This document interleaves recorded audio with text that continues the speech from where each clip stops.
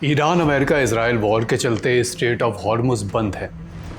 इस बारे में भारत में मिनिस्ट्री ऑफ शिपिंग ने 12 मार्च को आधिकारिक बयान जारी करा।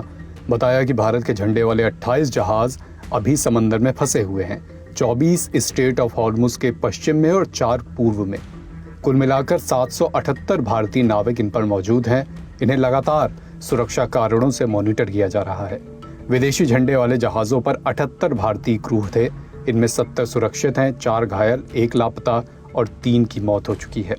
यानी स्ट्रेट ऑफ हॉर्मुज बंद होने से हालात मुश्किल तो बने हुए हैं। अलग अलग देशों के तमाम शिप्स यहाँ पर फंस गए हैं। पूरे पर्शियन गल्फ का सी ट्रैफिक ठप पड़ा है। लल्लन टॉप ने ऐसे ही एक शिप पर फंसे इंडियन मर्चेंट नेवी पर्सन से बात की। उन्होंने सबसे बड़ी बात ये बताई कि तमाम कंपनियां अपने शिप्स पर प्रेशर बना रही हैं कि सिग्नल ऑफ करके हॉर्मुज क्रॉस करने का अटेम्प्ट करो। ये देखते हुए भी कि हॉर्मुज में अभी बीते दिनों ही एक थाई शिप को हिट किया गया और ईरान लगातार ये कह भी रहा है कि कोई भी शिप हॉर्मुज में अगर आया तो हम मारेंगे। लल्लन टॉप ने जिस मर्चेंट नेवी पर्सन से बात की, उन्होंने ये भी बताया कि किस तरह जहाज पर पूरा घुप अंधेरा करके बहुत बड़ा जोखिम उठाकर हॉर्मुज क्रॉस करने का कुछ शिप ट्राई कर रहे हैं, कोशिश कर रहे हैं। हमने जिनसे बात की उनकी पहचान पूरी तरह गोपनीय रखते हुए उनकी कही बातें आपको बताते हैं। अब यहाँ से सारी बात उन्हीं की ज़बानी। मैं मर्चेंट नेवी में काम करता हूँ।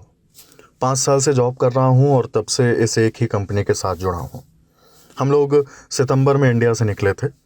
अर्जेंटीना होते हुए फरवरी के आखिरी हफ्ते में स्ट्रेट ऑफ हॉर्मुज क्रॉस किया। ईरान के कोस्ट गार्ड्स की तरफ से हमसे कुछ बेसिक से ही सवाल किए गए जो हर शिप से किए जाते हैं, जैसे कि कहाँ से आ रहे हो, आपका फ्लैग क्या है। फ्लैग क्या है माने आपका शिप कौन से देश में रजिस्टर्ड है। फिर हमें अलाउ कर दिया गया और 28 फरवरी को हम सऊदी अरब पहुँच गए। अब 29 को छिड़ गई वॉर। कुछ दिन में हॉर्मुज बंद हो गया। अब आप देखिए कि हॉर्मुज बंद होने से शिप्स 2 तरह से प्रभावित हुए।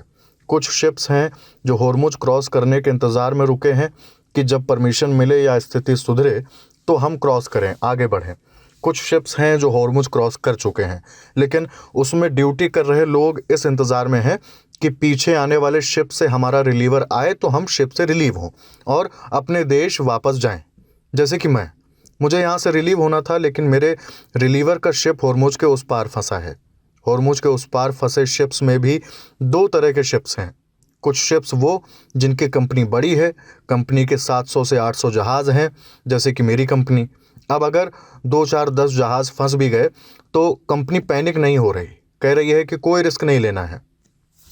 कुछ शिप्स वो जिनकी कंपनी छोटी है, कंपनी के पास 2, 4 जहाज़ ही हैं।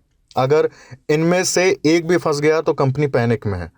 अब इन कंपनियों की तरफ से मैसेज आ रहे हैं हॉर्मुज क्रॉस करने की कोशिश करिए। कुछ शिप्स ऐसा कर भी रहे हैं। ये शिप्स AIS यानी ऑटोमेटिक आइडेंटिफिकेशन सिस्टम को ऑफ करते हैं, शिप पर पूरी तरह घुप अंधेरा करते हैं और रात में हॉर्मुज क्रॉस करने की कोशिश करते हैं। AIS से ही शिप को आगे का नेविगेशन मिलता है और दूसरे देशों को भी किसी शिप की लोकेशन मिलती है। अब मरीन ट्रैफिक नाम की एक वेबसाइट है जिससे किसी भी शिप की लाइव लोकेशन देख सकते हैं। इस पर जाकर आप देखोगे तो कोई शिप्स की लोकेशन 5 दिन से अपडेट नहीं है, तो एक संभावना हो सकती है कि वो क्रॉस करने की कोशिश कर रहे हों। हमने उनसे ये भी पूछा कि अगर कुछ शिप AIS ऑफ कर रहे हैं तो वो आगे नेविगेट कैसे कर पा रहे हैं। इस पर जवाब मिला कि ऐसी कंडीशन में चार्ट और कंपास का यूज़ करके शिप आगे नेविगेट करने की कोशिश कर रहे हैं। इसके अलावा जो बातें हमें पता चली उनसे बातचीत के दौरान, वो आप कुछ पॉइंट्स में जानिए। उन्होंने बताया कि हम जिस कंपनी के ज़रिए अपॉइंट हुए हैं उसके ज़रिए अपने अपने देश की सरकार से हम जुड़े रहते हैं शिप पर रहने के दौरान। तो मेरी शिप पर अब तक ये मैसेज आया है कि कोई रिस्क नहीं लेना है। उन्होंने ये भी बताया कि DG शिपिंग और इंटरनेशनल ट्रेड वर्कर फेडरेशन का भी मैसेज है कि अगर आपकी कंपनी कोई रिस्क लेने का प्रेशर दे तो आप साफ मना कर दीजिए।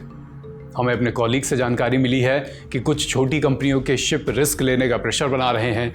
ये भी धमकी दी जा रही है कि अगर बात नहीं मानी तो दोबारा किसी टूर पर नहीं ले जाएंगे, यानी नौकरी पर नहीं रखेंगे दोबारा। एम्प्लॉयमेंट का भी संकट है। पूरे पर्शियन गल्फ में तमाम शिप फंसे हैं। जो लोग अपने अपने देश में हैं और उनको किसी शिप पर अब जाना है, उनकी बारी आने वाली है, वो अब आने को भी, शिप पर जाने को भी तैयार नहीं हो रहे हैं आसानी से। ये सारी बातें हैं जो जिनकी हमने पहचान गोपनीय रखी उन मर्चेंट नेवी पर्सन से बातचीत के दौरान पता चली।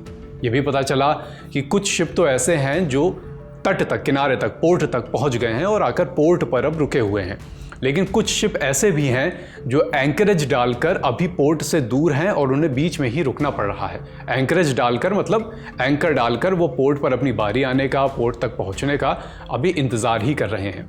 12-12, 15-15 दिन से तमाम शिप में लोग वहाँ पर फंसे हुए हैं। हालांकि ये है कि रसद पानी पर्याप्त रहता है तो खाने पीने का संकट अभी नहीं है, लेकिन 12-15 दिन से कहीं फंसे होना अपने आप में एक बहुत बड़ा फिजिकल और मेंटल फटीग होता है। क्या आपकी भी जानकारी में कोई ऐसा है, कोई आपके परिचित दोस्ती यारी में कोई हो जो मर्चेंट नेवी में हो या किसी और शिप पर गया हो और वहाँ पर फंसा हुआ हो, चाहे हॉर्मुज के पास या फिर कहीं और भी? तो हमें कमेंट बॉक्स में बताइए, हम कोशिश करेंगे उन तक भी पहुँचने की। फिलहाल इस खबर में इतना ही। देखते रहिए लंदन टॉप।